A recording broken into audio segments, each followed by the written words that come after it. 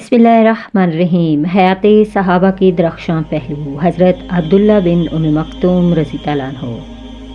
जब कुरैश ने अहले ईमान को शदीद अज़ियतें देना शुरू कर दीं तो अल्लाह ताला ने रसूल अकरम सल्लल्लाहु अलैहि वसल्लम को हिजरत की इजाज़त दे दी। पहले मरहले पर जिन सहाबा कराम रज़ी अल्लाह अन्हुम ने हिजरत की उनमें हज़रत अब्दुल्ला बिन उम्मे मक्तूम भी थे। मदीना मुनव्वरा पहुंचकर हज़रत अब्दुल्ला इब्न मक्तूम और हज़रत मुसअब बिन उमैर रज़ी अल्लाह अन्हु ने लोगों को कुरान मजीद की तालीम देना शुरू की और दीन इस्लाम की दावत फैलाने में हमतन मसरूफ़ हो गए। उनकी दावत से मुतासिर होकर बहुत से लोग हल्का बगोश इस्लाम हुए। जब नबी अकरम सल्लल्लाहु अलैहि वसल्लम खुद हिजरत करके मदीना तैयबा तशरीफ़ लाए, आप सल्लल्लाहु अलैहि वसल्लम ने आते ही हज़रत अब्दुल्ला बिन उम्मे मक्तूम और हज़रत बिलाल रज़ी अल्लाह अन्हु को मुस्तकिल मुअज़्ज़िन मुकर्रर कर दिया। दिन में 5 मरतबा तौहीद का ये नग़मा अहलिया ने मदीना को सुनाते और उन्हें कामयाबी की राह पर गामज़न होने की तलकीन करते। हज़रत अब्दुल्ला बिन उम्मे मक्तूम रज़ी अल्लाह अन्हु की अज़मत का आप यहाँ से अंदाज़ा लगाएं कि नबी अकरम सल्लल्लाहु अलैहि वसल्लम ने अपनी गैर हाज़िरी में तकरीबन 10 मरतबा उन्हें मदीना मुनव्वरा का निगरान मुकर्रर किया और एक मरतबा ड्यूटी इस वक्त उनके सुपुर्द की जब आप सल्लल्लाहु अलैहि वसल्लम फतह मक्का के लिए रवाना हुए थे।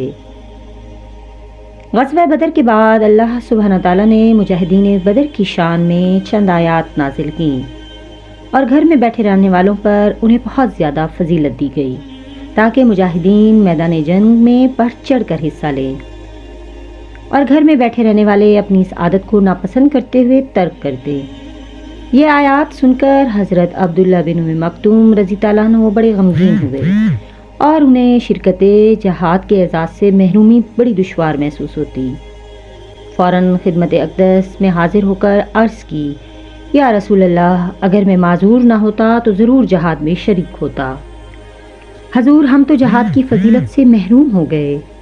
फिर इस अफसरदगी के आलम में बेसाख्ता उनकी ज़बान से ये दुआया कलमात निकले,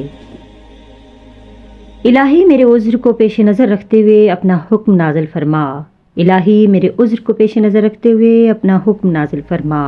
इलाही मेरे उज़्र को पेश नज़र रखते हुए अपना हुक्म नाज़िल फरमा। अल्लाह ताला ने आपके दिल से निकली हुई दुआ को फ़ौरन कबूल कर लिया।